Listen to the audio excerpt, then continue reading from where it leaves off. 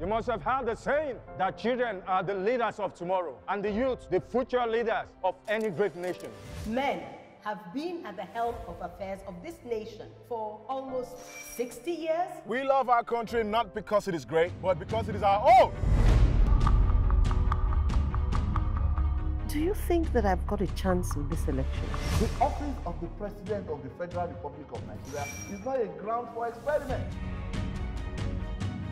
You step down from running for the office of the president and join us. I am not a politician, and I don't plan on being one. This is not the real Nigeria. This is not the real Nigeria. They're just using you to achieve their evil aim. There's something wrong. I give you 2 minutes to disperse this assembly, or I'll be compelled to use forceful measures. They tried to wipe my family away. We don't have all we need. Yeah. We're not starving. I know. We don't stop when we're tired, Daddy. We stop when we're done. A child does not go asking who killed his father. Una will walk again.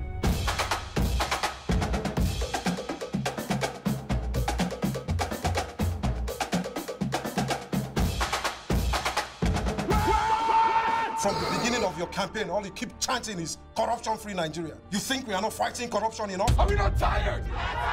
It's a digital age, and the power to wield this age is in the hand of the young people. It is one thing to keep complaining about the problems. It is a whole other thing to stand up when it matters most. If these attacks continue, we will have no choice but to protest. Allow us not! We shall show them who owns Nigeria. 22. Who is this Zina? I'm from a polygamous home. You're a small boy.